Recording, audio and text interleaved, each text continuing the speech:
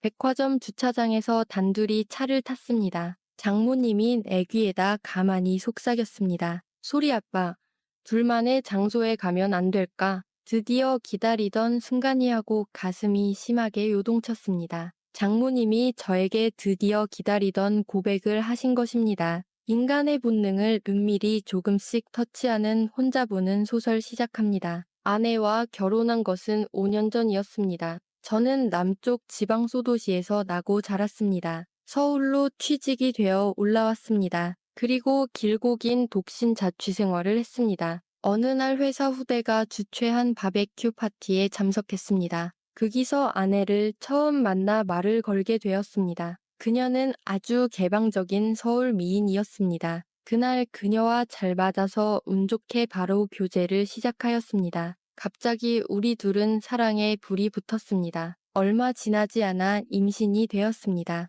우리는 만난 지 7개월 만에 급하게 결혼했습니다. 임신 사실을 알고 처가에 처음 찾아갔습니다. 자매같이 보이는 고우신 미모의 장모님을 보고 놀랬습니다. 남편 먼저 보내고 장모님은 혼자서 외동딸을 키우셨습니다. 아들 생겨서 좋다고 하시면서 장모님은 좋아하셨습니다. 제가 가볍지 않고 듬직하게 보인다고 좋아하셨습니다. 저희 시골집 노모께서도 서울 섹시 얻었다고 좋아하셨습니다. 당시 나는 34살의 중견기업 총무과 대리였습니다. 아내는 25살의 중소기업에 근무하고 있었습니다. 나의 수입으로 충분히 안정적인 결혼 생활이 가능했습니다. 곧 아들이 태어났고 행복한 결혼 생활을 보내고 있었습니다. 장모님도 우리 사위 우리 손주 하면서 자주 집에 오셨다. 아들이 6살 되어서 한 달 정도 되었을 때입니다. 문자 하나 달랑 보내고 갑자기 아내가 집을 나갔습니다. 나는 너무 놀라서 아내에게 전화를 했습니다. 나 좋아하는 사람이 생겼다고 이혼하자는 것입니다. 아들은 어쩌고 이게 도대체 갑자기 무슨 말이야. 내 놀란 외침에 아내는 차갑게 말했습니다. 나는 당신 파출부도 아니고 엄마 노릇도 못하겠어. 앞으로 전화하지 마. 이혼 서류 보내줄 테니까. 이혼 말 꺼내기 1년 전부터 이상한 행동을 많이 했습니다. 직장 핑계로 육아와 집안일에 점점 소홀했습니다. 귀가가 아무 이유도 없이 늦어진다던가 저녁에 갑자기 일이 있다고 외출한다든지 출산 후 그만두었던 회사를 복직하고 싶어 했습니다. 그걸 허락해준 내가 잘못한 것 같습니다. 아내의 불륜 상대는 회사의 동료라고 합니다. 아들의 친권도 포기하고 아내는 떠나버렸습니다. 여자가 한창인 30 초반에 자식이 딸리면 힘들다고 합니다. 하지만 자기 배 아파서 놓은 아들을 포기하다니 시골 사람인 나는 아내를 이해할 수 없었습니다. 나는 정말 졸지에 호라비가 되었습니다. 나이 46살짜리 아들이 딸린 호라비. 일과 육아를 같이 하는 것은 정말 큰일이었습니다. 매일 아침 아파트 앞 유치원차에 태워줍니다. 저녁에는 제가 유치원 가서 데려와야 합니다. 잔업할 게 있으면 집에 일을 가지고 갔습니다. 이러다 보니 주중에 피로가 잔뜩 쌓입니다. 휴일 하루라도 집에서 푹 쉬고 싶었습니다. 하지만 어떡하든지 아들과 놀아주었습니다. 마음 상처 안 가게 구김살 없이 애를 키우고 싶었습니다. 고향에 계신 노모에게 아들을 맡기고 싶었습니다. 하지만 부모로서 도저히 그럴 수 없었습니다. 그런 힘든 하루하루가 6개월 정도 흘렀습니다. 정말 폭발하고 싶은 한계점에 도달한 시점이었습니다. 그러던 어느 날 갑자기 장모님로부터 전화가 왔습니다. 이혼 후 한 번도 연락이 없던 장모님이었다. 왜 전화했냐고 목소리 높이고 싶었습니다.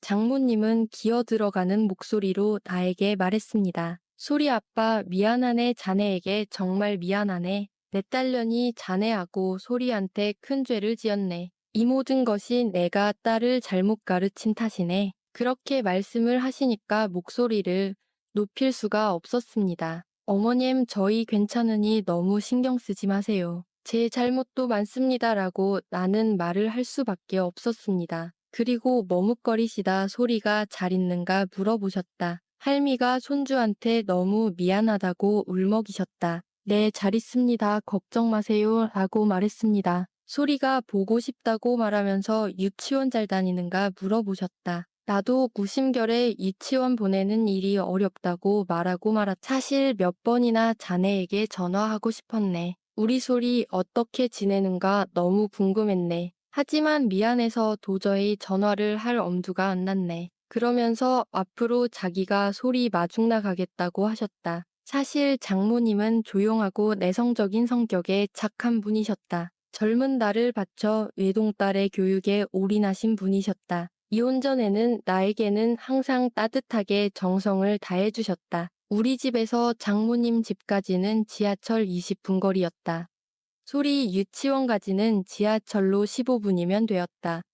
그래서 아침에는 내가 소리를 유치원 보내고 저녁에는 장모님이 소리를 마중하기로 했습니다. 정말 너무 잘된 일이고 구세주가 따로 없었습니다. 그기에다 소리를 씻겨주고 밥까지 먹여주셨다. 나와 소리에게 무슨 속죄라도 하시듯이 헌신적이셨다. 장모님은 나와 소리의 저녁도 준비해 주셨다. 정성 들여 해주신 집밥은 정말 맛있었다. 퇴근하면 마치 신혼같이 불이 났게 집으로 왔습니다. 나는 외식을 저절로 멀리하게 되었습니다. 세 명이서 같이 단란한 저녁을 가질 때가 점점 많아졌습니다. 같이 있는 시간이 점점 길어지고 익숙해지면서 장모님이 점점 여인으로 보이기 시작했습니다. 우리 장모님 미숙 씨는 올해 52살입니다. 올해 40인 나하고는 뒤동갑이 됩니다. 미용 기술이 있어서 친구네 미용실에서 일하고 있습니다. 관리를 너무 잘해서 40 대초반으로 보일 정도입니다. 좋은 피부와 날씬한 몸매의 미인이십니다. 장모님은 아가씨같이 슬림한 청바지를 즐겨 입으십니다. 주방에서 일하실 때 뒤태를 보면 정말 매혹적이십니다. 아들 소리가 할머니가 엄마가 됐으면 좋겠다고 말합니다. 그러자 장모님이 미안하구나 하시면서 눈시울을 붉힙니다. 전처가 어린 자식을 버리고 딴 남자에게 가버리자 자식 버린 년이라고 아주 매섭게 혼을 내셨는데 그 뒤로 딸이 연락이 안 오다고 하셨다. 전처와의 생활보다 더 편안한 장모님과의 생활이 반년 정도 흘렀습니다. 장모님은 정말 철저하게 자신의 몸을 관리하셨다. 저렇게 하니까 미모를 유지하는구나 감탄을 했다. 덕분에 나와 소리도 규칙적인 생활이 몸에 배어갔다. 나는 점점 장모님이 여자로서 좋아졌습니다. 하지만 이건 나만의 생각이지 하고 스스로를 달랬습니다. 어느 날 유치원에서 소리가 열이 있다고 전화가 왔습니다. 빠질 수 없는 회의 때문에 장모님께 급히 연락을 했습니다. 장모님께서 미용실에서 조퇴를 하고 소리를 데리고 오셨다. 회의가 끝나자마자 퇴근해서 집으로 갔습니다. 가자마자 장모님께 죄송하다고 말씀드렸다. 하지만 장모님은 전혀 괜찮다고 고생 많다고 위로하십니다. 그리고 상냥하게 웃으면서 밥을 차려주십니다. 점점 자연스럽게 장모님이 좋아지고 있었습니다. 어쩜 이렇게 다정다감하게 대해주시는지 감사할 뿐입니다. 소리의 열은 다행히 정상으로 내려왔습니다. 저녁 끝내고 차 한잔하면서 둘이서 도란도란 이야기꽃을 피웠습니다. 남편을 일찍 떠나보내고 젊은 날에 혼자 되었고 혼자 힘들게 키운 딸하고도 지금 의절하다시피 해서 외로운 삶에 많이 지쳐 있었다고 말씀하셨다. 그런데 요즘 손자를 돌볼 수 있어서 너무 다행이야. 다시 20대 새댁으로 돌아간 기분이라고 하셨다. 이렇게 착하고 고우신 분인데 왜 이렇게 복이 없을까? 마음이 너무 아팠고 장모님께 잘해주고 싶었습니다. 장모님께 폐를 많이 끼쳐서 너무 미안했습니다. 맛있는 거 사드리고 싶습니다. 라고 말했습니다. 그러자 장모님 선뜻 기다렸다는 듯이 답을 했습니다.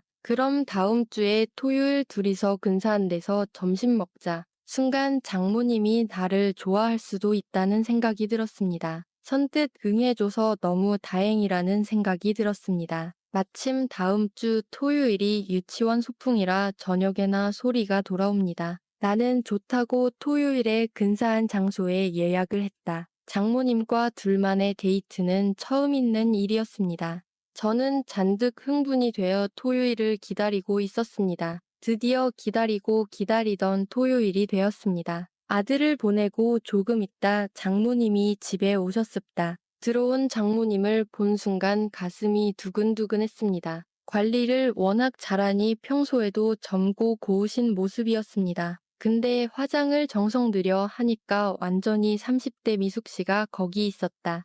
바디라인이 확실히 드러나는 스웨터를 입고 짧은 스커트 차림에 섹시한 미숙 씨가 거기 서 있었습니다. 오랜만에 멋진 남자와 데이트라 신경을 좀 썼는데 어때? 하고 장모님이 수줍게 물어보셨습니다. 완전 황홀해요. 원래도 예뻤는데 완전 30대예요. 놀리지 마. 싫어 하시며 부끄러운 웃음을 지으신다. 둘이서 근사한 레스토랑에 가서 맛있는 점심을 했습니다. 잔잔하고 타스한 행복으로 가득 찬 시간이었습니다. 장모님이 아니라 미숙 씨하고 데이트하는 시간이었습니다. 식사를 마치고 백화점에 아들의 옷을 사러 갔습니다. 간 김에 미숙 씨가 저에게 정장도 한 벌 선물했습니다. 그때 장모님이 절 좋아하는 거 확실히 느꼈습니다. 백화점 여직원이 사모님 눈썰미가 대단하다고 칭찬했습니다. 남들 눈에 우리가 부부로 보이는가 봅니다. 우리는 서로를 마주보고 행복하게 웃었습니다. 옷을 입어보면서 슬쩍슬쩍 이루어지는 스킨십에 흥분했습니다. 그리고 모자도 하나 골라서 저의 머리에 씌워주셨습니다. 쓱 닦아오는 봉긋한 가슴에서 황홀한 향기가 밀려왔습니다. 몇 년 만에 느껴보는 가슴 설레는 사랑하는 여인의 향기였습니다. 백화점 주차장에서 단둘이 차를 탔습니다. 장모님이 애귀에다 가만히 속삭였습니다. 소리 아빠,